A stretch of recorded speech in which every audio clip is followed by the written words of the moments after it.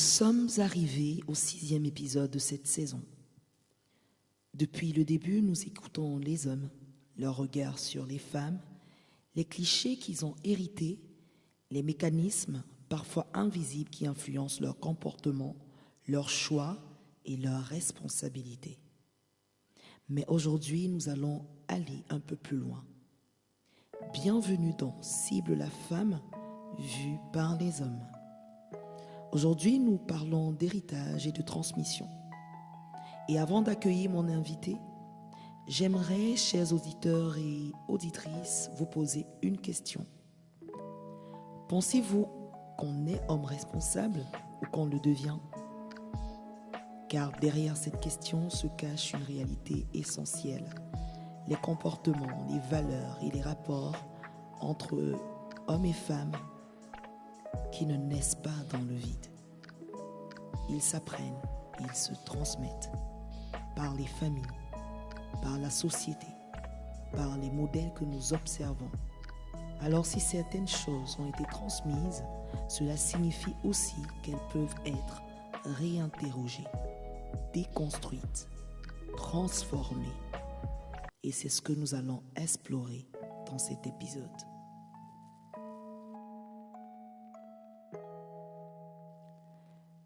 Alors, bonjour Cédric. Bonjour Ingrid. Comment tu vas? Ça va très bien et toi? Oui, ça va. En tout cas, merci beaucoup de répondre à cette invitation aujourd'hui pour l'épisode 6 où tu vas représenter les hommes. Nous allons parler de ce que les hommes veulent laisser derrière eux en termes d'héritage, de paternité, de responsabilité. Tu es prêt? Je suis prêt. Ok, bah écoute, sans plus tarder, est-ce que tu peux te présenter qui est Gaël Cédric? Yes. Donc Gaël Cédric, je suis un homme. Voilà. Je suis marié, j'ai 3 enfants. Je travaille. Je suis entrepreneur. Je suis entrepreneur et voilà. J'ai diverses casquettes, on va dire. Merci Gaël. Alors, ma première question aujourd'hui s'adresse à toi en tant qu'individu. Qu'est-ce qu'on t'a transmis en tant qu'homme et que tu remets en question aujourd'hui? Waouh. Là, de prime abord, c'est très fort comme. Oui, on est bien au 6e jour. Yes. J'aime beaucoup la question parce que c'est un point sur lequel je suis toujours en train de travailler. D'accord. Je pourrais dire beaucoup de choses, hein, mais une première notion, c'est le fait que voilà, un homme doit être, il faut être fort. Un homme doit être fort et un homme doit être, voilà, parce que on s'appuie sur l'homme, donc l'homme doit être fort. En fait, je pense que cette compréhension-là mérite d'être revue et d'être un peu ajustée. Parce que dans le sens de fort, c'était plus parce que voilà, tu as la femme compte sur toi, la famille repose sur toi. Mais en fait, j'ai appris qu'on peut être fort, c'est vrai, mais être capable aussi d'exprimer ses émotions. Tu as appris, ça c'est très intéressant ce que tu es en train de dire. Parce que ça s'apprend. Ok, parce que, très bien. Pour donner plus d'événements, enfin, moi je suis d'origine camerounaise, Bamileke au Cameroun. Et la culture Bamileke, elle est très basée sur des pratiques, sur un ensemble sur le respect des aînés, des coutumes, et des traditions. Et quand tu grandis en fait dans cet environnement-là, par exemple, je me rappelle souvent chez nous, je trouvais que ma grande sœur parfois, elle travaillait beaucoup plus que moi, par exemple. Pourquoi? Parce que elle devait partir en mariage, il faut qu'elle soit prête pour le mariage. D'accord, et elle faisait quoi que toi tu faisais pas par exemple? C'est vrai que c'était ma grande sœur, mais par exemple, laver les assiettes, faire manger, des choses comme ça. Enfin, on mettait beaucoup plus l'accent sur elle parce qu'elle devait aller en mariage. D'accord.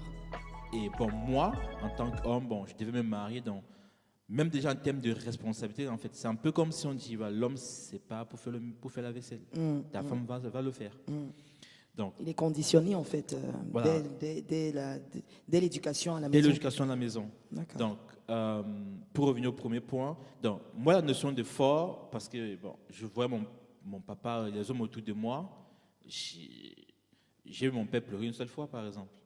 C'était quand on avait un deuil. Et même cette façon de dire, cette capacité à dire, là c'est compliqué, je suis fatigué. En fait, j'ai eu un peu comme une construction où tu vois, l'homme doit toujours être bien, même quand ça ne va pas, montre que tu es fort. Il doit pas lâcher prise devant les gens. Il ne doit pas lâcher prise et surtout il ne doit pas montrer sa vulnérabilité. Ok. Waouh, c'est dur ça. Oui. Et donc c'est un peu, enfin, ce que j'ai vu autour de moi. Et c'est pas comment enseigner, c'est que bon, l'enfant il voit, il apprend limite ce qu'il voit. Donc mes oncles et tout, même quand je voyageais, parce que à un moment je me suis dit voilà, peut-être c'est culturel. Quand j'étais en Tunisie aussi, bon, j'avais des amis tunisiens, des parents, voilà, et c'était à peu près le même schéma. L'homme devrait être celui qui est droit. Voilà, il faut, voilà. Enfin, il y a beaucoup de choses comme ça que j'ai pris le temps de corriger. Et qu'est-ce qui a été pour toi le déclic? À quel moment tu t'es dit, ça c'est pas normal, j'ai le droit de pleurer, j'ai le droit parce que tu as dit par exemple, tu es marié, donc naturellement, de ce que tu es en train de nous expliquer, tu arrives à présenter ton côté vulnérable Tout à fait. à ta femme. Mais qu'est-ce qui a créé ce déclic? Est-ce que c'est l'environnement? C'est quoi? Alors, qu'est-ce qui a créé ce déclic? Alors, il y a plusieurs éléments. Bon, pour moi, ça a commencé avec le mariage parce que ça te permet vraiment d'avoir un vrai miroir. C'est quand tu es seul, voilà, tu peux penser que voilà. Donc, j'avais quelques remarques de mon épouse sur certains points. T'es pas assez expressif. Bon, au départ, je le prenais pour moi. Je me suis dit non, voilà, ça c'est par rapport à toi, pas parce que tu fais. Et je fuyais un peu le travail qui devait se faire. Donc, lorsqu'on a eu notre premier enfant, bon, quand l'enfant est encore bébé, tout va bien. Mais quand il grandit, il commence à faire des bêtises. Et on va dire en fait qu'il posait des actes qui amplifiaient ce qui était caché. Donc, et une fois, je m'appelle, je l'ai corrigé. Enfin, il a commis une bêtise, je l'ai puni. Pas sévèrement. Mais quelque chose à moi m'a fait remettre en question un peu la punition. Et j'ai commencé à réfléchir un peu, mais pourquoi je le fais? Et du coup, cette réflexion qui m'a pris du temps a abouti à un processus. Voilà, j'ai compris que, enfin, c'est comme si c'est venu lever un peu le masque sur beaucoup d'autres choses qui étaient cachées. D'accord. Et justement, j'ai donc reconsidéré les propos de mon épouse, le fait que voilà, apprends à exprimer ce que tu ressens. Voilà, parce que bon, moi, c'est que l'homme doit toujours être fort. De même quand c'est challengeant, voilà, j'avais du mal à dire, bon, là, c'est compliqué, là, je sens pas que, là, j'ai des doutes, j'ai des peurs, tu vois, parce que bon, il fallait toujours garder la face, quoi, garder la face. Et là, on va dire, ces deux éléments, l'arrivée des enfants et même mon épouse, ça m'a permis, enfin, ça a créé une forme de choc qui m'a fait remettre beaucoup de choses en question. D'accord. Et j'ai vu que plus je montrais ma vulnérabilité à mon épouse, plus elle se sentait importante. D'accord. Mais du coup, là, tu parles de ta femme. De mon mais épouse. à ton niveau, comment Justement, Je viens. Et donc, je me suis rendu compte, en fait, que puisque je vois ce que ça pouvait créer quand je m'ouvrais auprès de mon épouse, je voyais que ça nous amenait dans un niveau de profondeur encore plus intense dans le relationnel. Et ça m'a fait me reconsidérer beaucoup de choses me concernant. C'est pourquoi est-ce qu'il faut garder la face au final? Je commence à me poser des questions. Mais pourquoi en fait je dois toujours être dur? Pourquoi est-ce qu'il faut que je montre que même quand c'est dur, je dois... Voilà, c'est vrai que bon, parfois, fait que bon, dépendamment des croyances des personnes, parfois on dit pas la foi, il faut faire certaines choses, mais en fait, j'ai commencé à me remettre en question et j'ai découvert que être capable de montrer sa vulnérabilité me permet de me réconcilier à moi-même.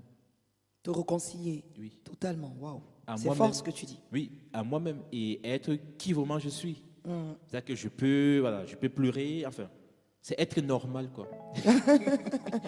Effectivement. C'est être normal et ça crée beaucoup plus de joie, beaucoup plus de liberté. Donc, Parce que, du coup, cette pression de tu dois être fort, en fait, si tu l'abordes même différemment. Parce que finalement, l'homme, voilà, c'est un être qui a été créé, voilà, qui est différent de la femme, tout comme la femme est différente de l'homme. Et chacun, justement, a des capacités émotionnelles, des capacités physiques. Et voilà, il faut conjuguer avec. Donc moi, ça m'a permis d'être cohérent avec moi-même et d'être intègre, du coup. Intègre, c'est-à-dire aligné avec qui je suis. Totalement. Totalement. Et ça, c'est tellement important. Ouais. C'est tellement important. J'espère qu'un auditeur entend ce soir ce que Gaël est en train de dire. Effectivement, quand on n'est pas aligné avec soi-même, on souffre. Et lorsque cette souffrance-là se fait dans la solitude, c'est encore plus difficile à gérer. Tout à fait. Et ça crée finalement des tares, ça crée des suicides, ça crée des féminicides, ça crée des colères, etc. Merci beaucoup. Parce que là, tu dis aussi un fait, c'est que je m'étais rendu compte que parfois, le fait de... Parce que des études ont démontré que le taux de suicide est beaucoup plus élevé chez les hommes. Totalement. Et parfois, ça m'est arrivé d'être fâché à la maison. Pour rien. Pour rien. OK.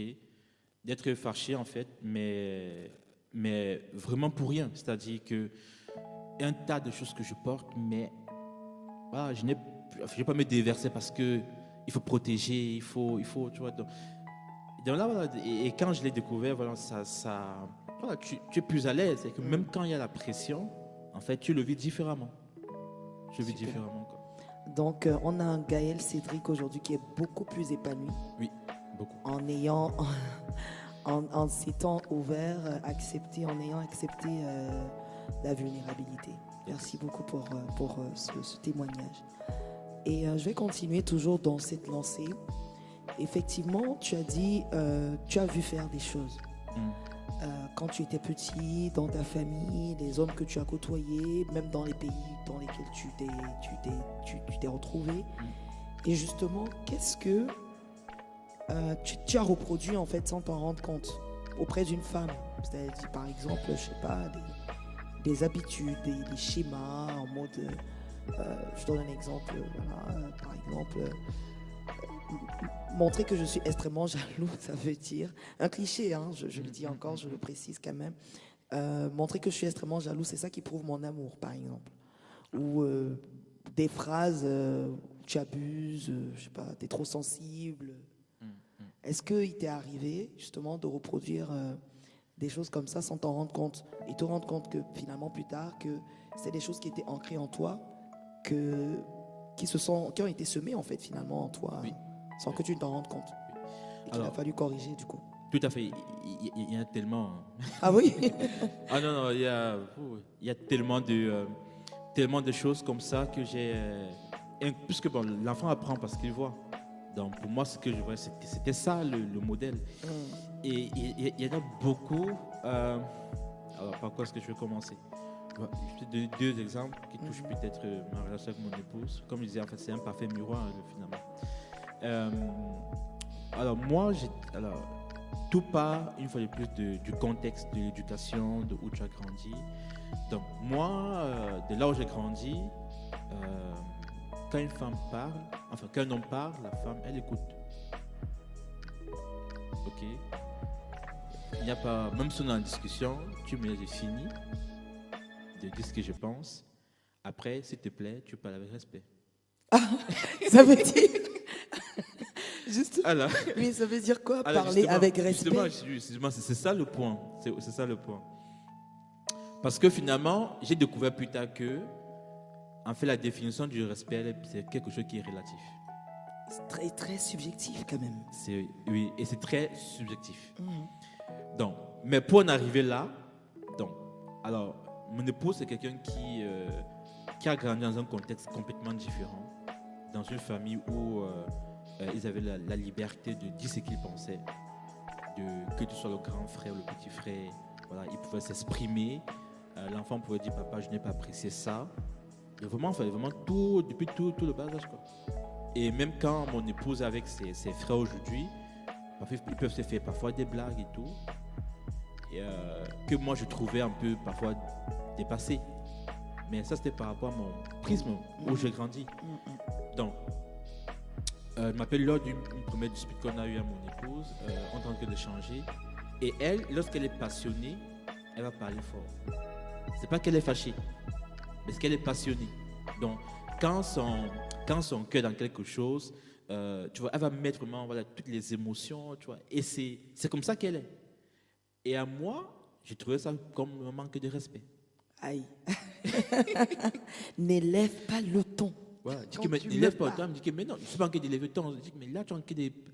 Non, c'est comme ça que tu vois. Et moi, parfois, ça nous a conduit à... Enfin, ça m'a conduit à pouvoir à mal interpréter certaines choses. Ou peut-être qu'elle a envie d'exprimer simplement quelque chose qui lui tient à cœur. Moi, je me braque sur le fait que tu m'as manqué de respect. Et du coup, ça fait en sorte qu'on ne peut pas construire. Donc, j'ai dû apprendre à prendre les personnes selon leur tempérament. D'accord. Quelqu'un sera fâché, il va parler doucement. Quelqu'un d'autre sera content, il va parler fort parce que voilà, c'est son tempérament. Donc, et je m'étais rendu compte que dans les blagues, ça va. Mais très souvent, je considérais que c'est un manque de respect lorsque je suis dans une situation où je me sens menacé. Et c'est quoi que tu appelles menace, ça m'intéresse. J'en viens, justement. Menacé dans le sens où elle veut remettre en question ma perception. Et c'est ça que toi, tu appelles, ou tu appelais. Alors, j'appelais menacé. C'est ce que tu appelais menacer. Oui, parce que remettre en question ta perception. Oui, parce que l'homme c'est le chef. Oui. Wow. Quand tu pars voir le chef au village, tu ne suis pas le chef. Il a toujours raison. Il a toujours raison. Tu vois, là, je parle quand même des gros challenges. Oui. Je suis plus à ce niveau-là. Oui. Et j'ai conduit d'ailleurs de travailler. Mais c'était vraiment au départ, c'était que, voilà, puisque pour moi, l'homme c'est le chef. On a grandi maison, voilà, de la culture. Voilà, et donc, pour moi, quand je parle, non seulement elle parle fort, mais en plus, elle veut me contredire. Waouh, le schéma catastrophique. Et du coup, je me dis, mais un jour, je m'appelle, je lui ai dit, mais avant que ne soit mon mari, c'est quand même ton grand frère. Aïe. Tu vois, juste pour que tu comprennes cette notion du respect des aînés. Qui était ancré en toi, oui. Tu vois, que, mais hormis du fait qu'on est marié, de base, ton grand frère. Donc, rien que déjà ce contexte-là mérite un peu du respect. Sauf qu'une fois de plus, la notion du respect que j'avais est une notion qui était biaisée. Parce que quelqu'un peut parler doucement et te méprise, quoi, au final. Aussi. Voilà. Donc, ça, c'est quelque chose que j'ai dû réapprendre.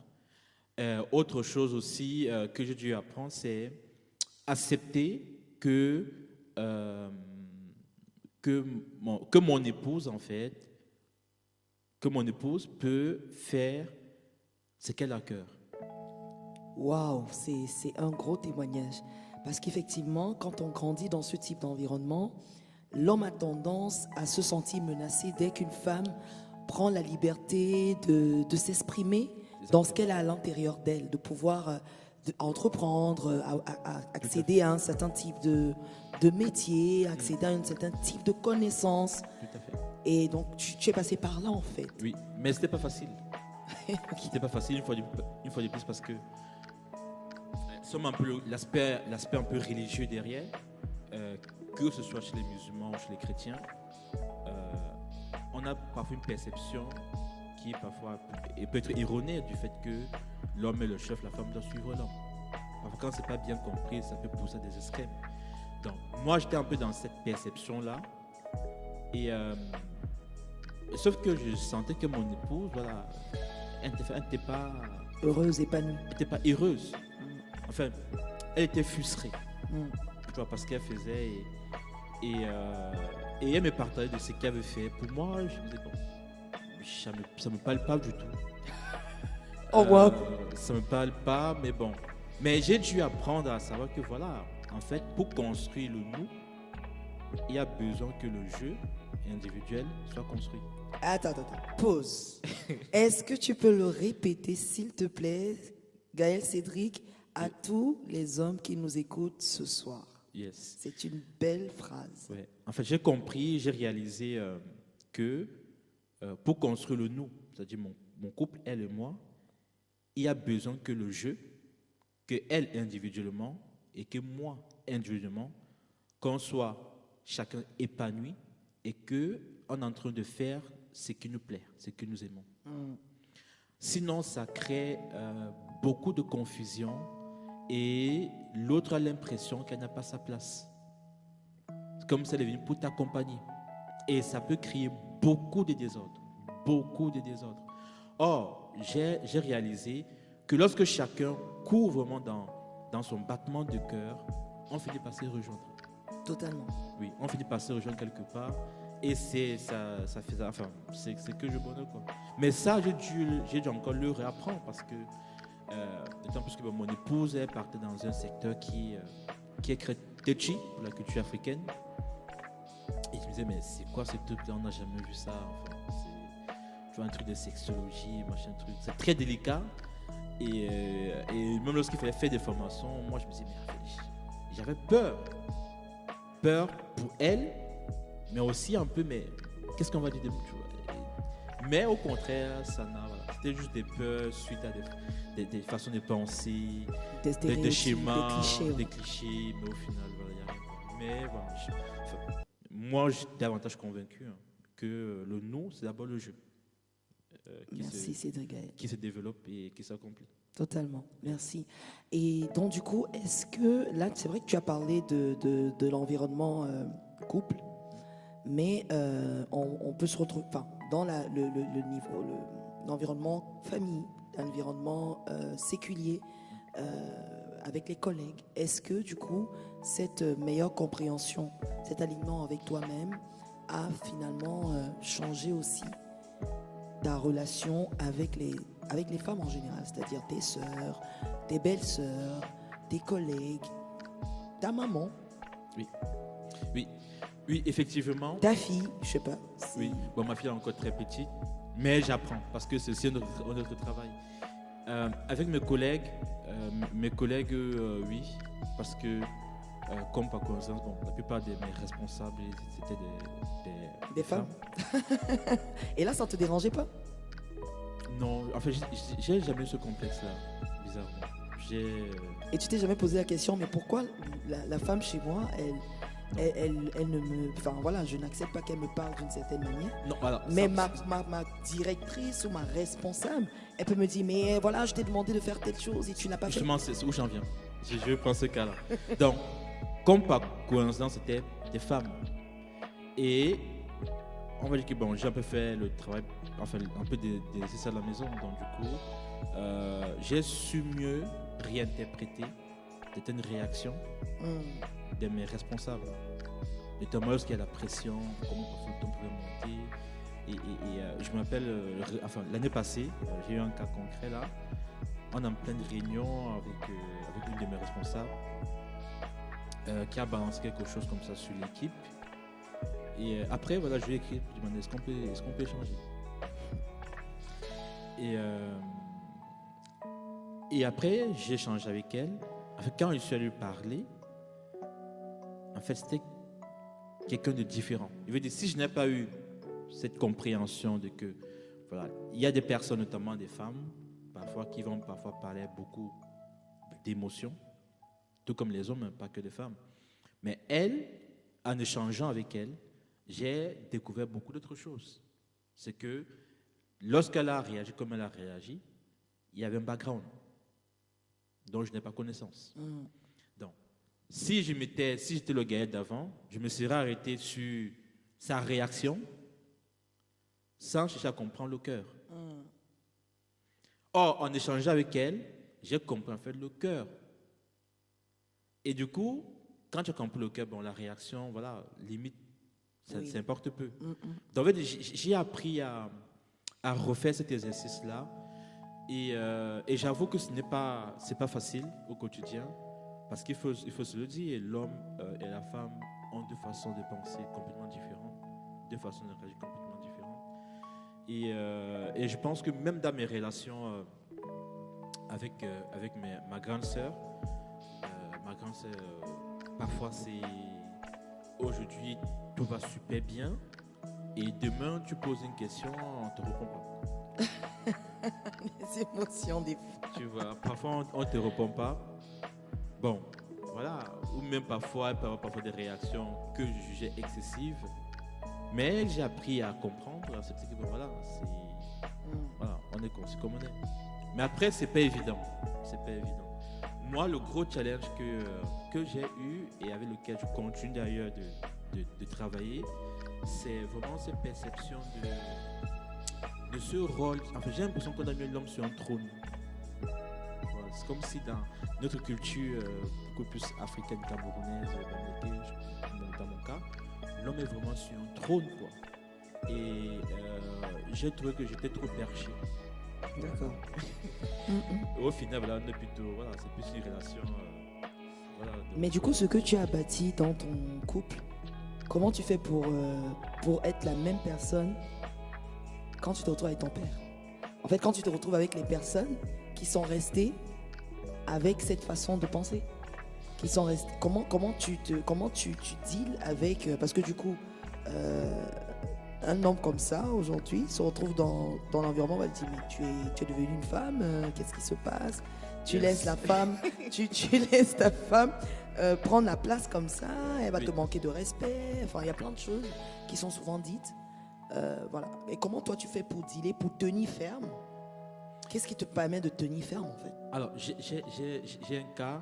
Donc, bon, j'ai plus mes parents, je suis orphelin des pères et des mères. Donc là, aujourd'hui, j'ai beaucoup plus des oncles, des cousins ou encore des connaissances. J'étais au Cameroun en août 2025 et j'ai eu l'occasion de rencontrer un de mes oncles qui est comme mon grand frère. Et bon, déjà, j'ai rencontré son épouse parce que lui était en déplacement. Donc quand je vois son épouse, c'est que des plaintes, etc.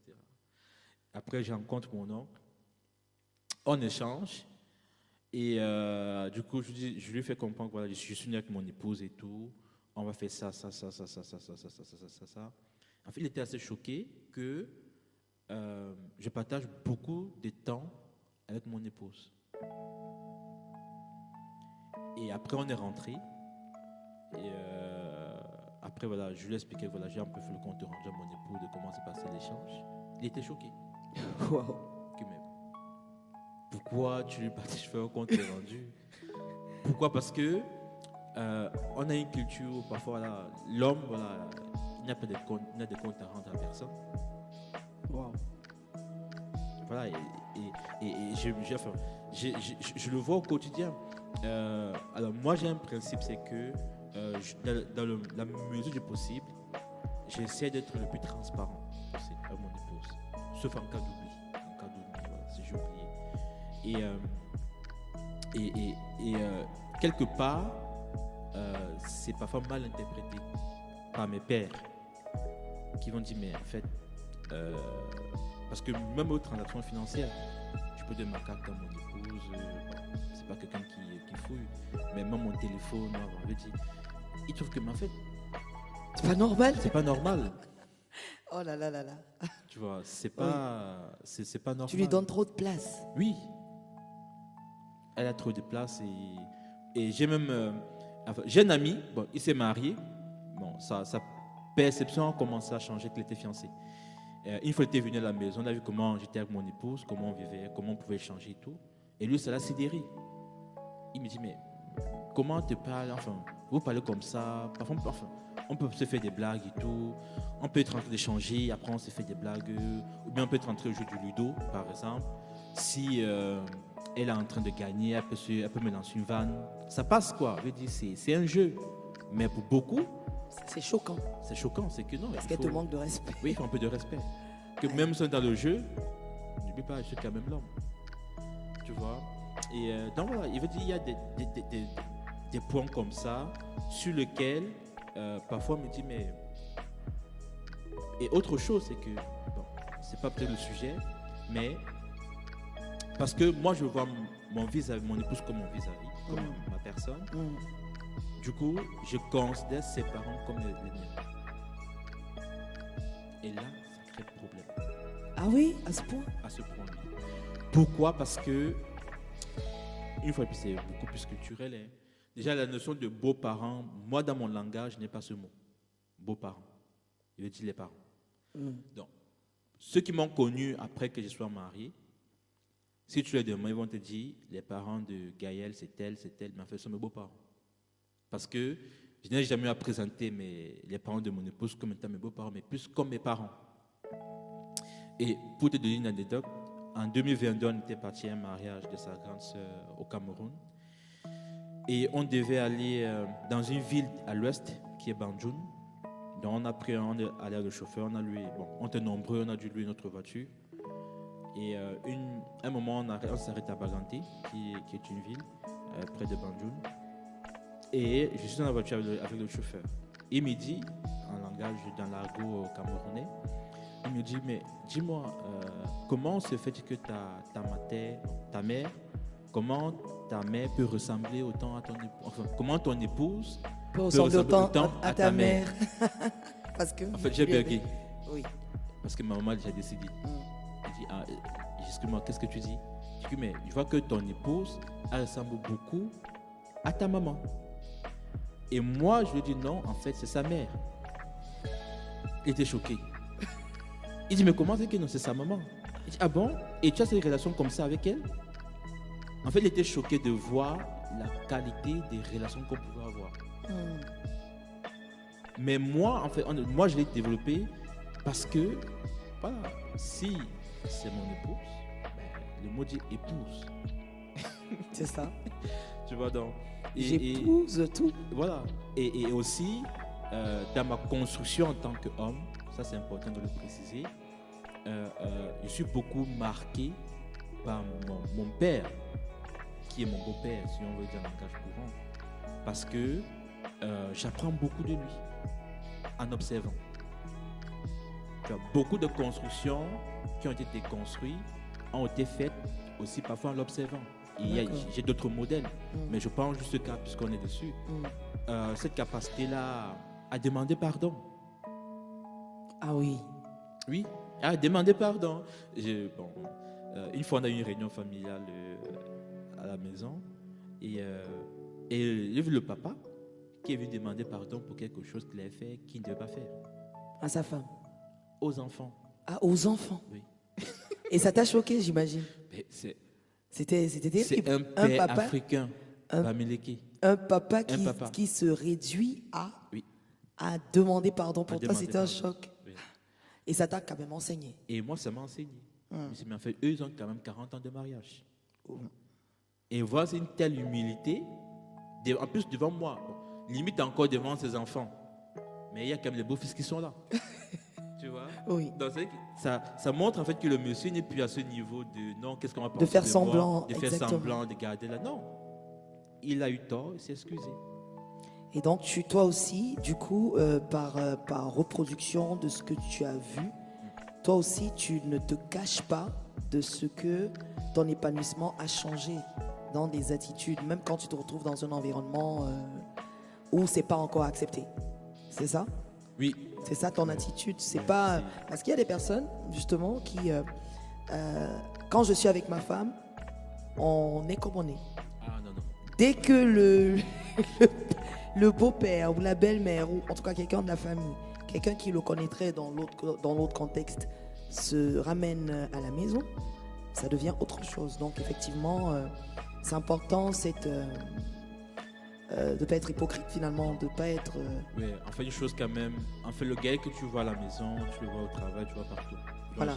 Donc tu es aligné voilà, dans toutes les sphères où tu te déploies. Tout à fait.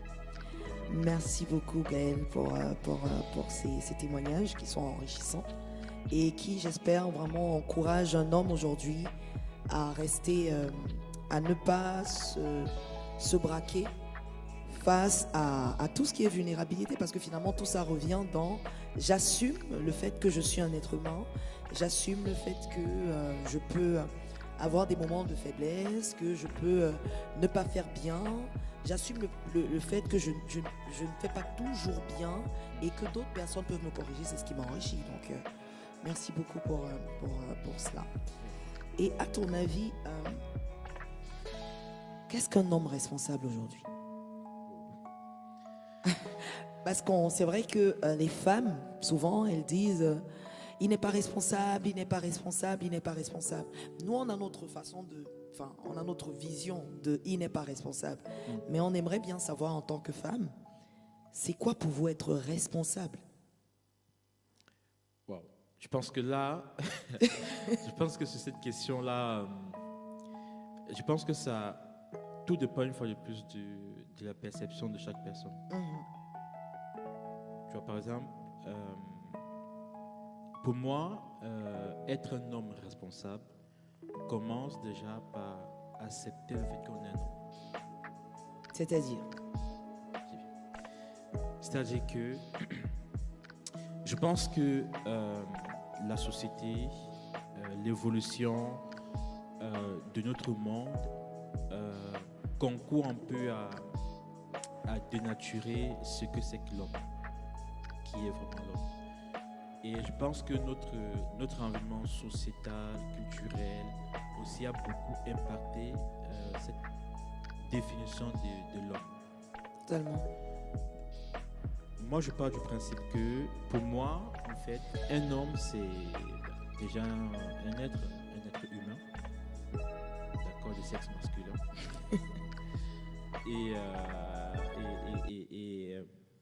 Et en tant qu'homme, en tant qu'être, c'est que j'ai, tout comme tout être, j'ai des faiblesses, j'ai des points forts, j'ai des compétences.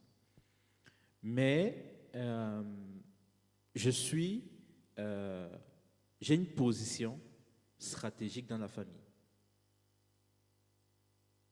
Je pèse mes mots, j'ai une position stratégique. Tout comme la femme a une position stratégique. C'est-à-dire que tous les deux, nous sommes stratégiques pour la famille. Donc, en tant qu'homme,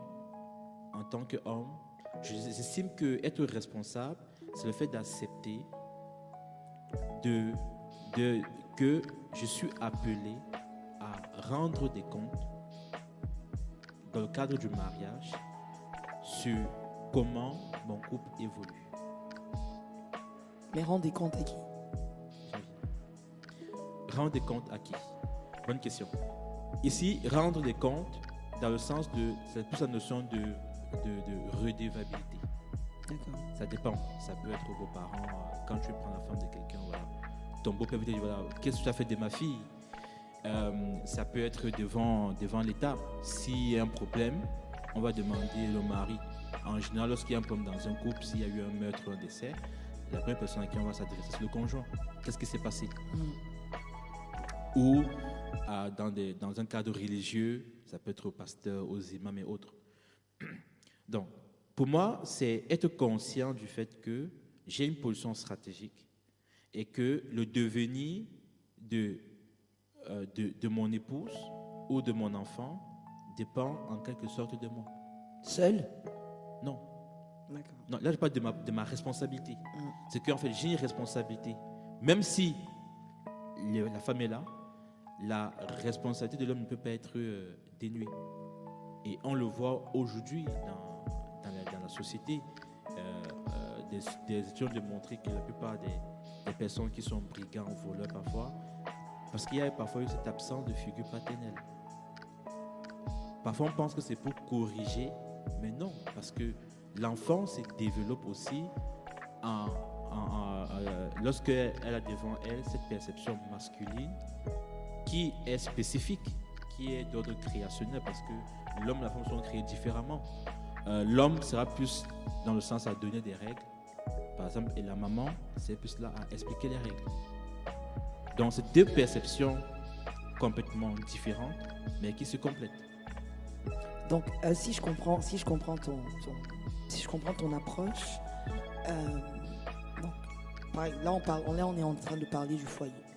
Donc, dans le cas du foyer, moi en tant qu'homme, dans ce que tu dis, je suis responsable de, je dois rendre des comptes par rapport à l'état du foyer. Oui, je suis appelé. Je suis appelé à rendre compte par rapport à l'état. Je reste déjà là par rapport à et la femme à ce niveau. C'est toi seul qui le fais ou bien c'est la femme ou la femme aussi participe à cette. La femme aussi participe. D'accord. La femme Donc aussi participe. c'est de manière conjointe. De manière conjointe. Où il y a un parce que quand je t'entends, je sais pas, je n'arrive pas à cerner si c'est quel est le poids de chacun dans ce que tu appelles responsabilité. Alors. J'ai peur d'entendre en fait. Alors, je vais expliquer ça. Et l'explication qui pour moi la plus simple, c'est une équipe de football. Ok. Dans une équipe de foot, le match peut être parfait, mais si le gardien commet une erreur, un but encaissé, l'équipe est éliminée. Ok. Dans un club de foot, on a tous les joueurs qui ont leurs responsabilités, mais il y a un capitaine. Le capitaine, ce n'est pas celui qui est le plus fort, qui est le plus responsable, mais c'est celui qui est appelé à travailler pour la coordination de l'équipe. Et dans toute structure, même quand on veut organiser des événements et tout, il y a toujours un coordinateur principal. Ça ne veut pas dire qu'il est le supérieur. Je ne sais pas si tu vois ce que je veux dire. Oui, totalement. Donc, totalement. pour dire en fait que pour moi, les rôles, les responsabilités sont partagées, mais s'il y a quelqu'un qui doit rendre des comptes, qui doit rapporter, c'est l'homme. Tu vois, c'est plus dans ce sens. Ça ne veut pas dire que la femme n'est pas responsable. Si, elle a sa responsabilité. Parce que tu as donné cet exemple tout à l'heure. Moi, je donne des règles et elle explique. Mais pour moi, c'est un cliché. Non, pas ça. En fait, ce que je disais, c'est que l'homme, dans sa perception, okay. dans une maison, dans sa construction interne, il sera plus à même à dire on ne fait pas ça, on ne fait pas ça. Il peut aussi expliquer, non? Non, je ne suis pas dans sa construction. Là, je parle okay. de plus comment l'homme est émotionnellement construit. D'accord. Okay. Il va plus dire on fait ci, on fait ci. La maman, elle va dire on fait ci, on fait ça parce que. Tu vois? Je veux dire, déjà, de par la construction émotionnelle, par exemple, l'homme et la femme, l'homme est beaucoup plus dans le fonctionnel et la femme beaucoup plus dans le relationnel. Donc, du coup, l'homme, lorsqu'il va peut-être corriger l'enfant, il sera beaucoup plus dans le fonctionnel. Et la maman, parfois, c'est elle, la femme, parfois, elle va dire non, il faut tolérer. En fait, il faut des deux pour construire une personne. Tu vois, s'il n'y a qu'un qui est relationnel, l'enfant ne sait pas comment se cadrer, il ne connaît pas les limites. C'est vrai. Et s'il n'y a que dans le correctif, à un moment, l'enfant pense qu'il n'a pas droit à l'erreur. Il a droit à l'erreur. Justement, mais le point, pourquoi j'insiste, parce que moi, j'ai connu des mamans qui étaient très directives. Enfin, qui, tu vois, je veux dire, pour moi, dire que l'homme, lui, il est comme ça et la femme est comme ça, je ne suis pas très sûr, parce qu'il y a justement des femmes qui ont plutôt cette propension, en tout cas. Je ne dirais pas qu'elles sont anormales, mais elles ont cette propension à être directives. Oui. Elles ne sont pas forcément dans le relationnel. Oui. Donc on va rencontrer des couples qui ont... c'est plutôt les cas inverses. C'est plutôt les cas sont inversés. C'est-à-dire c'est le papa qui explique et c'est la maman qui dit non, ça, non. Oui. Donc en fait, finalement, si je pars de ça et je pars aussi des familles monoparentaux, il y a beaucoup j'ai envie de dire, il y a beaucoup de schémas qui font en sorte que dans ce que tu es en train de me dire, il y a quand même un petit biais parce que la construction, comme tu l'as si bien expliqué tout à l'heure, elle commence à la maison. Tout à fait. Sauf qu'à la maison, il n'y a pas toujours deux personnes. Déjà, à la maison, il n'y a pas toujours, les deux personnes ne fonctionnent pas toujours de la manière dont tu l'as expliqué. Tout à fait. On peut aussi se retrouver dans une famille avec le papa et la maman, mais les deux sont directifs. Il n'y a pas, et ça, je pense que dans les pays africains, beaucoup l'ont vécu. C'est-à-dire, on n'est pas là pour t'expliquer ce que tu as à faire, pourquoi tu dois comprendre. Non, non, non. On te dit juste, fais, point. Oui, Nous c'est sommes vrai. les parents. Tu n'as pas à venir nous demander pourquoi tu nous fais, pourquoi tu nous fais.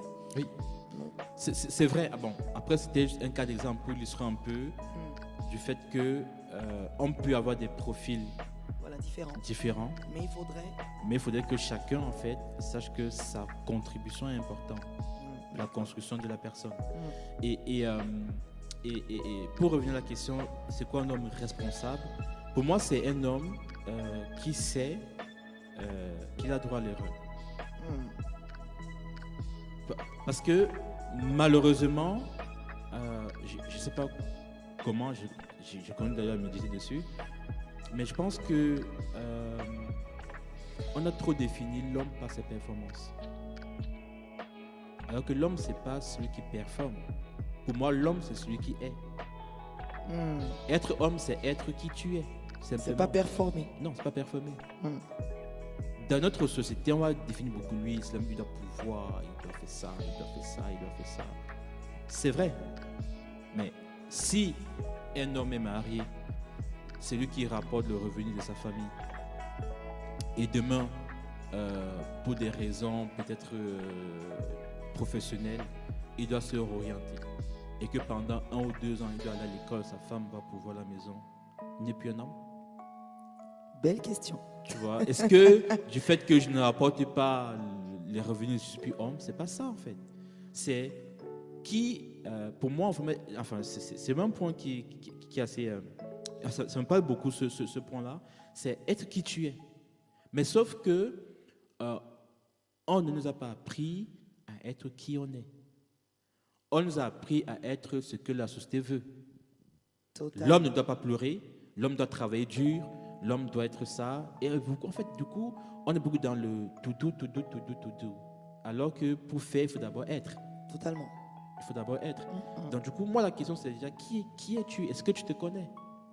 Yes. Est-ce qu'on parfois on ne prend pas le temps, très souvent, enfin, la plupart des cas que moi j'ai eu à voir des personnes qui font cette réflexion, c'est plus des femmes.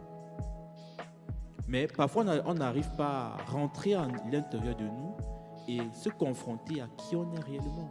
Est-ce que cette façon de penser, cette façon d'être, est-ce que c'est comme ça que je suis réellement? Est-ce que c'est pas un effet, un dommage collatéral lié à l'éducation, un traumatisme? Est-ce que c'est pas ça? Donc pour moi, être un homme responsable, c'est apprendre à devenir ce qu'on est. Merci Gaël. Mais justement, là, de par tes différents exemples, ton témoignage, on discerne en fait que tu t'es auto-éduqué. Tu t'es beaucoup auto-éduqué. Mais maintenant, est-ce que c'est la solution que tu offres, que tu donnes à ces personnes qui sont ancrées dans ces stéréotypes, dans ces clichés, de s'auto-éduquer? Ou alors, il y a des autres choses. Tu as parlé tout à l'heure, tu as dit, j'ai mon beau-père qui est comme mon père, j'ai d'autres mentors, j'ai d'autres modèles, j'ai d'autres figures qui m'aident à être ce que je suis aujourd'hui. Et justement, la question qui me monte naturellement, c'est qui va apprendre aux hommes à aimer sainement? Qui va apprendre aux hommes à finalement être hommes et ne pas être dans le faire, mais être dans le être? Qui va faire ce travail? Alors, ça, c'est une très belle question. C'est une très belle question parce que on y réfléchit, j'y réfléchis et voilà, il y a vraiment besoin. Mais pour moi, je pense que la création fait en sorte que les gens se rencontrent. Et pour moi, une clé que je peux donner justement à ceux qui nous écoutent, c'est accepter ou encore avoir le courage de remettre en question ce qu'on a pris comme pour acquis. Yes. Il dit avoir le courage. Avoir le courage, chers hommes, Oui, avoir le courage. Il faut avoir le courage parce que c'est pas donné. Moi, il y a un aspect qu'on n'a pas abordé, c'est l'aspect financier. Bon, je n'ai pas voulu l'aborder parce que c'est un peu le cliché, l'homme africain qui gagne, voilà. Mais je pense que Et une chose dont je suis quand même convaincu, c'est que beaucoup parfois sont dans cette prison-là, parce que pour moi c'est une prison, parce qu'au final tu n'es pas qui tu es réellement. Ils sont dans cette prison parce qu'ils n'ont peut-être pas, il y a des cas, mais il y a quand même une catégorie de personnes qui n'ont pas peut-être eu l'opportunité de voir autre chose. Voilà, c'est ça. Donc ça quand même, je reste convaincu. Moi je vois avec des jeunes mariés, hommes aujourd'hui qui sont autour de moi, à chaque fois ils sont assez choqués. Et une fois on était à la maison, mon épouse voulait prendre quelque chose, elle a pris mon téléphone, elle a mis le mot de passe et tout. Il essaie de m'a regardé, il était choqué. Ok, mais elle a ce mot de passe. Et du coup il m'a posé la question, il dit mais pourquoi est-ce qu'il ne doit pas avoir le mot de passe? Qu'est-ce que tu protèges qu'elle ne doit pas savoir? Tu vois, donc je pense qu'il y a cette... Alors, première chose, accepter, avoir le courage de remettre un peu en question beaucoup de choses. Et pour ce faire, ça peut passer par la lecture. Il y a des livres qui parlent, des très beaux livres qui parlent vraiment de l'être humain. Parce que je pense qu'on a compris un peu, quand on comprend un peu le fonctionnement de l'être humain, on peut remettre beaucoup de choses en question. On a stéréotypé. Deuxième point, il y a parfois, cet aspect c'est un peu délicat et ce n'est pas toujours à la portée de tout le monde, mais c'est parfois accepter ouvrir ses yeux autour des personnes qui nous entourent. Accepter d'observer, c'est ça? Observer. Parce que, là, je ne sais pas comment, j'essaie un peu de percer ce mystère, mais la création fait en sorte que dans notre milieu, il y a toujours au moins une personne. Je ne sais pas comment ça se fait, mais il y a toujours quand même une personne qui est là, qui a été placée là pour nous montrer que c'est possible. Je ne sais pas trop Est-ce que vous avez entendu, mais il faut avoir le courage, comme tu as dit tout à l'heure, de regarder, d'accepter que c'est possible et d'accepter que je peux aussi le faire. Il faut observer, ne pas hésiter à poser des questions. À poser, ça c'est le troisième point. Parce que parfois des personnes peuvent me mettre là, mais on est confortable dans sa perception, dans sa façon d'être. Totalement. Et moi je pense que quelque chose qui m'a aussi beaucoup aidé, c'est que je suis plutôt très bien entouré. Et je ne sais pas poser des questions parfois à des grands frères qui sont aussi jeunes. Parce que au départ, je me disais que mon papa, mon beau-père, lui, c'est la vieille école. Là, peut-être, comme il est en fin de sa vie, peut-être qu'il veut rattraper un peu des choses. Tu vois. Non, mais les raisonnements, c'est très fort. Hein. Ah oui. Les raisonnements, c'est très fort. Au départ, je pensais ça. Et ça, c'était avant. Mais le fait de voir aussi des personnes jeunes qui le font et d'écouter leurs témoignages, en fait, ça te donne de l'espoir. Totalement. Moi, j'ai un grand frère, un tonton qui est en Allemagne. Et il m'avait dit que lui n'a jamais vu son père faire une bisou à sa maman. Ah bon, alors en Afrique, quand même, ça c'est rare, hein, de voir oui. l'expression de l'amour entre couples. Tout à fait. Donc, du coup. En tout cas, nos parents, en fait. Tout à fait. Donc, du coup, il ne savait pas comment manifester ces gestes de tendresse à son épouse. Donc, du coup, je me dis, mais comment tu t'es pris? Du coup, il m'a partagé un peu ses secrets. Mais une chose qui est sûre, c'est que peu importe l'exposition qu'on peut avoir, peu importe le nombre de conférences qu'on peut faire et tout, je pense qu'il faut déjà avoir le désir et le courage de remettre en question et d'échanger. Merci beaucoup, Gaël. En tout cas, j'espère, les hommes, que vous êtes en train de noter les différentes clés qui sont données au fur et à mesure de cet échange. Et j'aimerais te poser une question aussi un peu inconfortable encore. Yes. Désolée.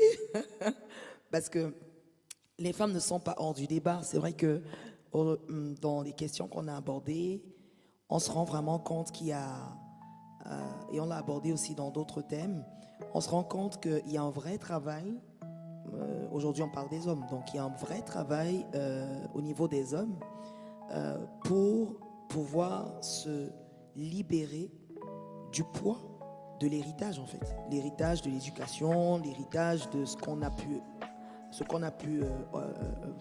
avoir, c'est-à-dire ce qu'on a pu garder, de ce qu'on a observé, etc., etc., et la capacité à vouloir changer ou à vouloir déconstruire toutes ces choses. Est-ce que tu penses pouvoir dire aujourd'hui quel est le plus grand malentendu entre hommes et femmes? Waouh. Aujourd'hui, je veux dire, parce que comme tu l'as si bien souligné, il y a beaucoup de féminicides, il y a beaucoup de divorces, il y a beaucoup d'incompréhension hommes et femmes. Et donc, du coup, finalement, on se pose la question, mais il y a des gens qui se marient, 3 mois plus tard, ils divorcent. Donc, en fait, quel est le malentendu global? On ne va pas rentrer dans les détails, voilà, parce que chaque couple est différent, c'est vrai. Mais de manière, c'est-à-dire si on prend de la hauteur ce soir, qu'est-ce qui fait en sorte que l'homme et la femme, à ton avis, ne s'entendent pas? Alors, pour moi, je le résumerais simplement en disant que c'est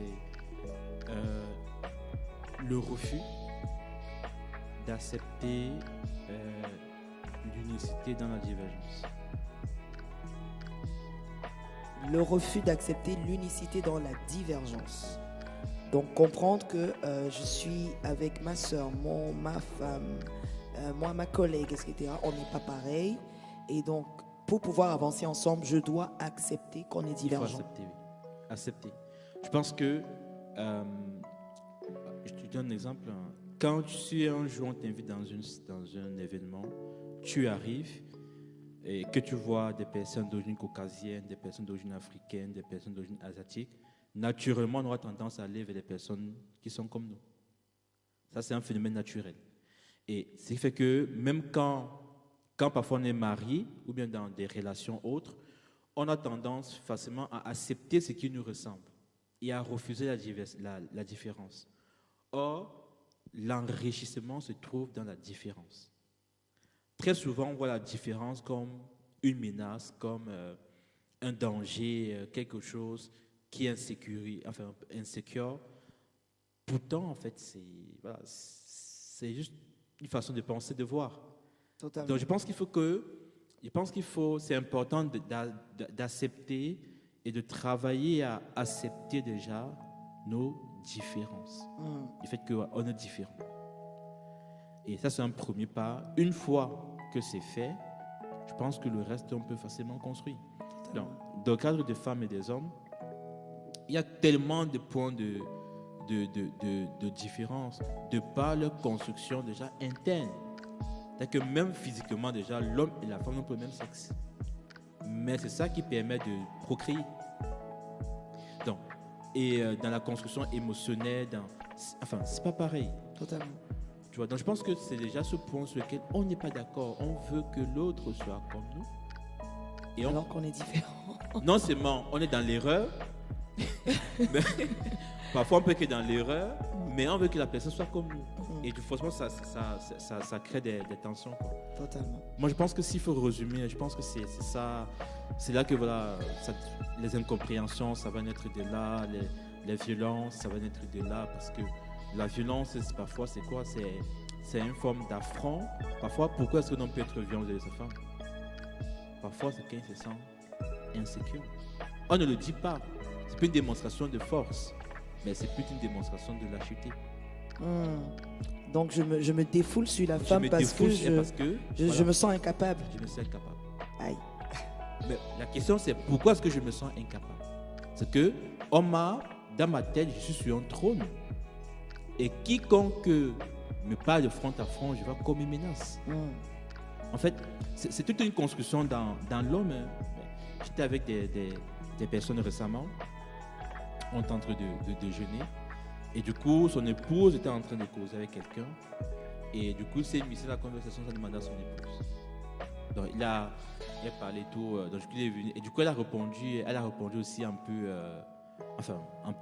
Agacée? Pas agacée, non. Elle a dit non, tu n'aimes pas la conversation, laisse-nous, on va finir. Et il a boudé. Il n'a pas aimé. C'était un manque de respect. Wow. Tu vois, parce que elle aurait parlé comme ça devant quelqu'un. Donc, l'homme a toujours tendance à vouloir devant, mon respect, mon honneur.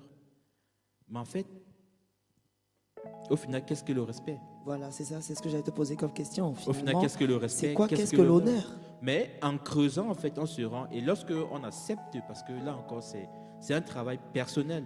Lorsque tu acceptes de remettre en question ce que tu as défini comme étant acquis, en fait, tu peux découvrir qu'en fait, tu te leurres dans beaucoup de choses. Parce que le respect, c'est bien parler, tu fais comme ça, mais c'est faux. Je peux bien parler, je peux bien faire tout ce que tu me dis, mais je ne te respecte pas. Pas du tout. Pas du tout. Je ne t'honore pas non Oh, plus. l'homme est beaucoup parfois dans. Enfin, moi j'étais comme ça, j'étais beaucoup dans la forme. Tu veux que tu me parles doucement. Bon, mon épouse a un peu une voix un peu différente des femmes. Donc, déjà, rien que sa voix, qu'elle parle avec passion, tu pensais qu'elle était grande. Alors que c'est pas ça. Parce qu'on habituait des femmes, elles avaient un peu des voix mielleuses. Non, Oh non. Mais en fait, Eh ben non. voilà, c'est un autre cliché, Voilà. les chers amis. Les femmes n'ont pas forcément les voix mielleuses.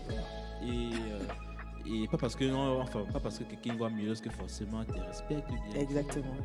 Donc, je pense qu'il y a toutes ces constructions-là qui méritent d'être déconstruites. Quoi. Mais c'est un processus. Et justement, est-ce que tu peux faire juste un clin d'œil? Parce que tu en as parlé tout à l'heure et on n'a pas abordé. Est-ce que tu peux faire un... On est en train de doucement atterrir vers la fin. Mais est-ce que tu peux faire un clin d'œil par rapport aux finances en quelques secondes, peut-être une minute? Comment, du coup, ça se gérerait dans ce que tu expliques? Alors, pour moi, de ma perception, je pars du principe que l'homme et la femme sont deux personnes qui se valent. Ça, c'est la base.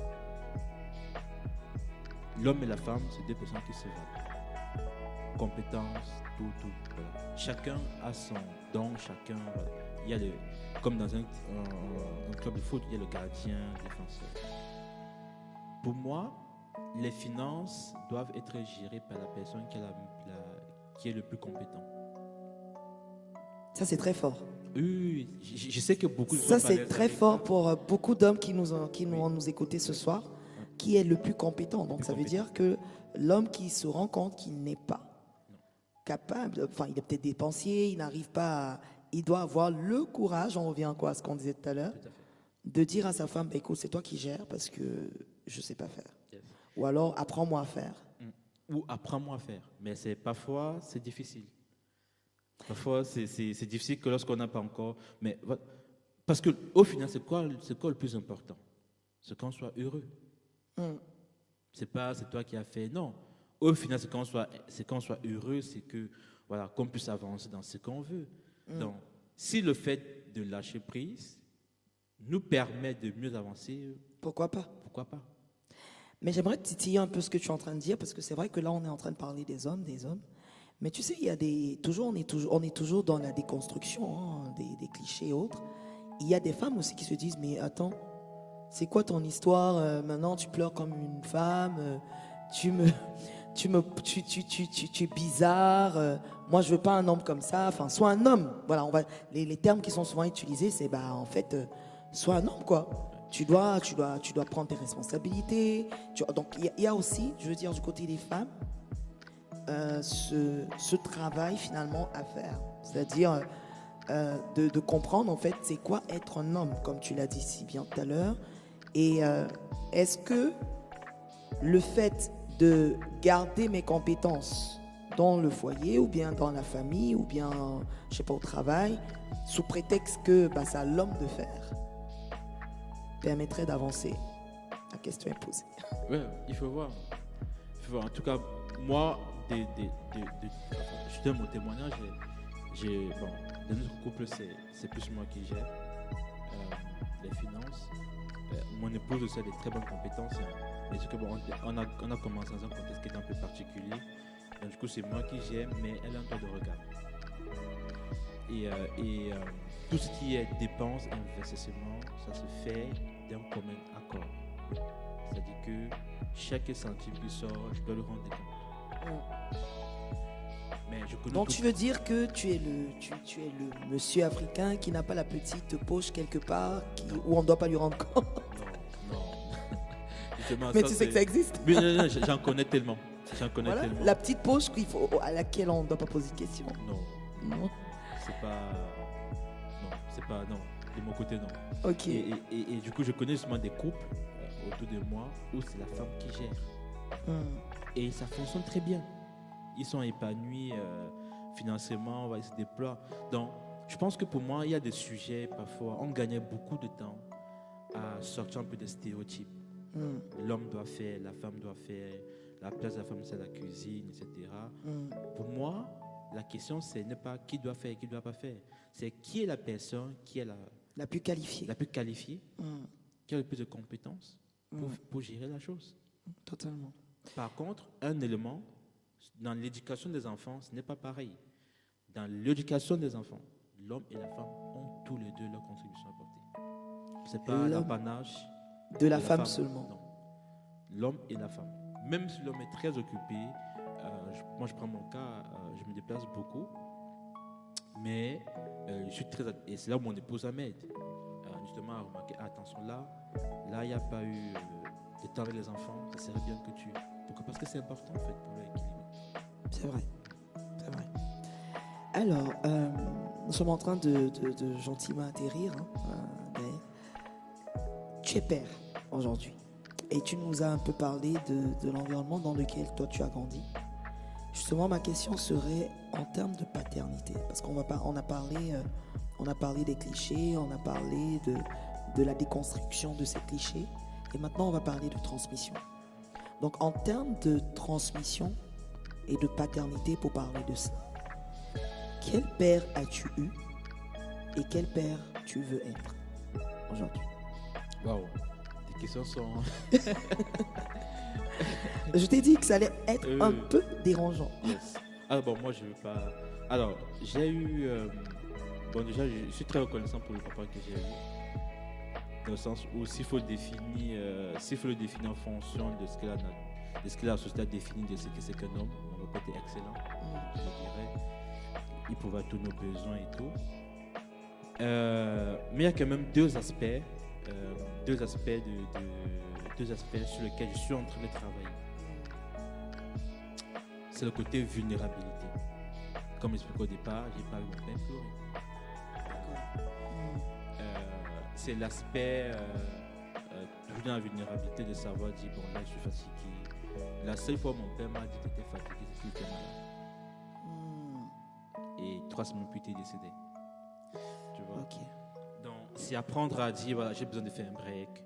C'est compliqué, bon, là, j'ai des doutes. Voilà. Vraiment, c'est le côté vulnérabilité. Et le deuxième point, c'est le côté relationnel avec les enfants. Développer ta relation avec les enfants avec les enfants. D'accord. Alors, mon père, il était plutôt enseignant.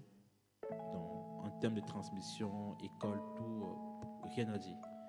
Mais c'est quand je parle de relation des enfants, c'est plus, tu vois, avoir ce niveau où l'enfant est capable de me dire des choses sans avoir peur. Sans avoir peur. Ah, papa me punit. Ah, papa a fait ça. C'est-à-dire de ne pas avoir cette figure paternelle qui est toujours dans la dureté, dans la punition. Ouais. Ok, oui. Pour moi, c'est vraiment cet aspect-là sur lequel je suis en train de travailler parce que malheureusement, c'est quelque chose que tu as observé et tu es comme ça. Et tu reproduis. Et tu reproduis naturellement. Donc là, c'est vraiment ces deux aspects-là. Et ouais, je pense que c'est ce que je peux. Après, tout le reste. Et aussi les mots. Les mots, je t'aime mon chéri, tu vois. C'est pas. Bon. C'est pas naturel. C'est pas naturel. En plus, à des enfants, tu vois. À des enfants, c'est pas un truc qui est naturel. Ça rentre aussi dans le fait d'être plus expressif. Totalement. Plus expressif. Et même aussi de savoir punir sans punir. C'est-à-dire, bon, moi j'ai une chose que j'ai appris, c'est que la punition, dans la construction, parce que j'ai vu, doit faire mal. Il faut qu'on te fouette. La petite chicotte. La petite chicotte et tout. Mais j'apprends à avoir d'autres types de punitions qui vont plus éduquer l'enfant. Pas forcément faire mal. Donc, je pense que c'est un peu sur ces deux aspects, ces trois éléments. C'est que j'essaie de faire un travail. Et voilà, c'est pas évident. Mais bon, on s'accroche. Et nous t'encourageons, nous les femmes, nous t'encourageons à le faire parce qu'effectivement, tu vas bâtir des hommes et des femmes demain qui seront équilibrés. Tu sais, nous, on est vraiment à l'avant-dernier épisode avant le débat entre hommes et femmes. Et j'aime te dire que la mission finalement de la saison 2 de Cible à Femme, c'est vraiment de positionner l'homme en fait, de le pousser à se positionner aujourd'hui.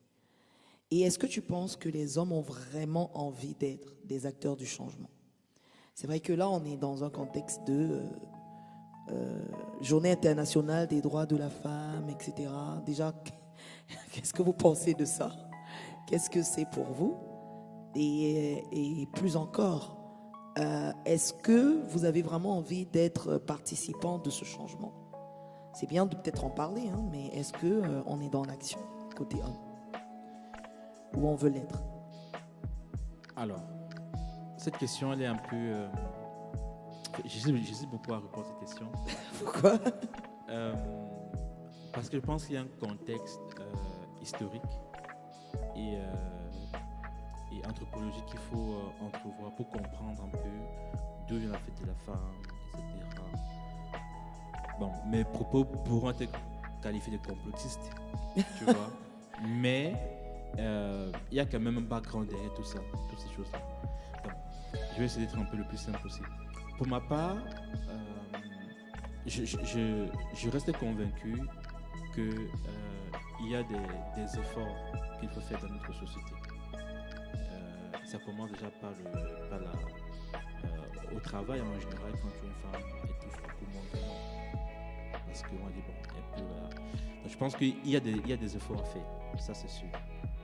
Maintenant, sur la question du positionnement de l'homme, en fait, quand tu parlais, je veux te poser la question, c'est le positionnement où? C'est-à-dire, parce que là, du coup, tu vois, là, on parle dans la saison 1, les femmes ont parlé. Elles se sont, j'ai envie de dire, elles ont dénoncé ces choses que tu dis, ces contradictions, ces dictats de la société, etc. Mais finalement, il y a des hommes, hein, il y a des hommes qui se lèvent, qui défendent. Là, par exemple, toi, dans ce que tu es en train de faire en bâtissant tes enfants, tu es en train j'ai envie de dire, de travailler à aider la femme. Mais est-ce que l'homme finalement est conscient que les femmes ont besoin qu'il soit véritablement acteur? C'est-à-dire au-delà du fait de dire je dois apprendre à être un homme. Ça c'est bien, c'est important parce que ça rejoint la notion d'identité. Mais le fait d'apprendre à être un homme va façonner. En fait, est-ce que l'homme se positionne en je le fais pour moi, certes, mais je le fais aussi pour changer les choses demain? Parce que si on se cantonne juste à notre famille, à notre, je sais pas, je veux dire, à ce qui nous intéresserait, ben en fait, pour moi, le positionnement de l'homme, il est biaisé.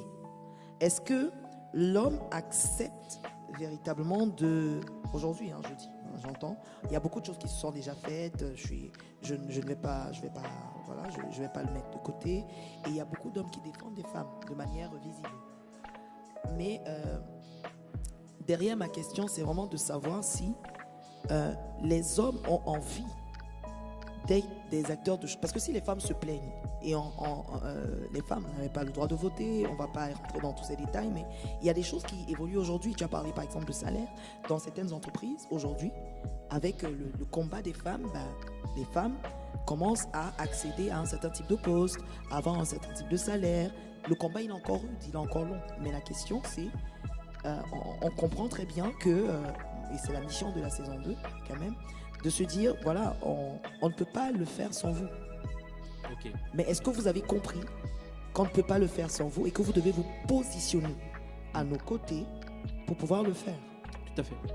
Tout à fait. Et est-ce que vous avez envie de vous positionner surtout? C'est ça ma question. Justement. Donc, d'où ma question, le positionner où? Parce que pour moi, le positionnement de l'homme, avant que ça soit quelque chose de public, si je veux le dire ainsi, ça commence d'abord par un positionnement déjà intérieur. Je suis d'accord. Tu vois. Et je pense que pour moi, c'est un peu comme un processus, c'est-à-dire si l'homme travaille, bon, moi je suis positionné depuis, hein, mais si l'homme travaille déjà à se réconcilier à qui il est, dans son foyer, sa femme sera Heureuse, heureuse. épanouie. Et je pense que ce n'est qu'après ça que, parce que moi, je fais beaucoup confiance à la création, à la nature. Et naturellement, parce qu'il est homme, réconcilié avec lui-même, il ne sera pas dans les clichés, dans les dictats que la société nous a imposés. Parce qu'il ne se sentira pas menacé, il ne se sentira pas... Voilà. Et du coup, dans les différents domaines, au travail et tout, il y a un positionnement naturel qui se fera. Merci, Gaël. Ouais, c'est vraiment un peu ça ma pensée. Alors, ma dernière question. Oui. C'est la dernière, on est enfin arrivé à la fin de cet échange. Ma dernière question, c'est quel est l'héritage concret que tu aimerais laisser aux femmes aujourd'hui? Parce qu'on l'a dit, hein, les femmes, c'est ton épouse, c'est ta grande sœur, c'est tes belles-sœurs, ce sont les collègues, femmes, etc. Enfin, les femmes que tu trouveras sur ton chemin. Et donc, toi, en tant que personne, quel est l'héritage concret que tu veux leur laisser par rapport à leur cri aujourd'hui? Alors, moi, l'héritage que j'aimerais laisser, c'est que chaque femme parvienne à être pleinement consciente de ce qu'elle n'est pas inférieure à l'homme. Et que de par son être, avec ses émotions, avec cette capacité à, comme on peut dire les clichés, à beaucoup plus parler. En fait, toutes ces choses-là contribuent à lui donner d'avoir un rôle stratégique dans la société de tous les jours. Donc, ces choses que la société veut nous briser, ces choses que, même parfois la religion veut casser, briser, en fait, c'est ça qui définit finalement ce que c'est que la femme. Et il n'y a pas besoin de remettre en question ce qu'elle est. Mais il faut plutôt accepter ce qu'on est et dans ce que je suis, justement, ajuster ce qui doit être ajusté. Donc pour moi, c'est vraiment ça, c'est que la femme parvienne à une conscience de qui elle est. Et ça, c'est pas gagné. C'est pas gagné à cause de beaucoup de choses, mais je crois vraiment, d'ailleurs c'est l'un des fardeaux de mon épouse, c'est que la femme parvienne à réaliser qui elle est et qu'elle n'est pas derrière l'homme, elle n'est pas seconde, parce que quand on a cette pensée-là, voilà, quand on a cette pensée-là, même dans la société, on pense que voilà, comme c'est un homme, il a plus de chance que moi. Mais non. Chacun a ses compétences, chacun est formé comme il est, et chacun va de faire avec. Mais moi, c'est cette prise de conscience-là, de qui je suis, et de comprendre la force que la femme a. Hier, on en parlait avec des amis et mon épouse, cette capacité à enfanter, l'homme ne l'a pas. Mais ça, cette capacité-là, on le voit juste dans l'enfantement, mais ça cache beaucoup d'autres choses derrière. Cette capacité à porter 9 mois de grossesse. Donc pour moi, c'est juste que la femme prenne conscience de toute la richesse qu'elle a et de toutes les grâces qu'elle incarne malgré voilà, tout ce que la société peut nous dire. Et je pense que lorsqu'il y aura cette prise de conscience-là, beaucoup de choses vont bouger. Et comment ton avis ça va bouger? C'est-à-dire, du coup, les femmes se lèveront, c'est ça? Les femmes assumeront, les femmes quitteront les dictats ou ne les accepteront pas. C'est plus dans ce sens ou autre chose? Alors non, pas exactement dans ce sens. Je pense que quelqu'un qui est aligné avec qui il est, rien ne peut le faire bouger. Tu peux pas le malmener comme tu veux. Parce qu'il connaît qui il est. Il connaît ses compétences. Il connaît sa valeur, surtout sa valeur. Et en fait, tu ne peux pas le malmener ici et là. Et je pense que rien que cette pensée-là, au niveau du travail, parce que quand on voit, je ne sais pas si vous connaissez l'histoire de Shirley, la première dame qui était voilà, elle ne s'est pas limitée au fait qu'elle soit femme, de sexe féminin. Elle ne s'est pas limitée. Donc je pense que ça va créer déjà au niveau des foyers, des foyers. Bon, après, il faudrait aussi que le monsieur comprenne. Tu vois, c'est un peu... C'est pour ça que je te laisse parler, parce que effectivement, ça dépend aussi Tu de vois, l'environnement dans après, lequel tu es, ça peut aussi du de pays dans l'environnement. lequel tu es et beaucoup de Ça choses. peut, Mais oui. effectivement, comme tu disais, le vrai travail en soi, finalement, dans ce que tu dis, c'est de connaître son identité. C'est tout simplement. Je pense que c'est tout. Je pense que c'est tout. Et lorsque c'est fait, au final, bon, même l'homme qui ne comprend pas, enfin, il finira par... Bon, parfois, on n'aime pas le dire, mais il finira parfois par comprendre.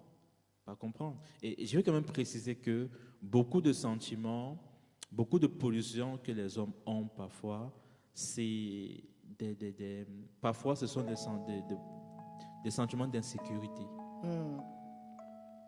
Parce que l'homme est bien parfois avoir les...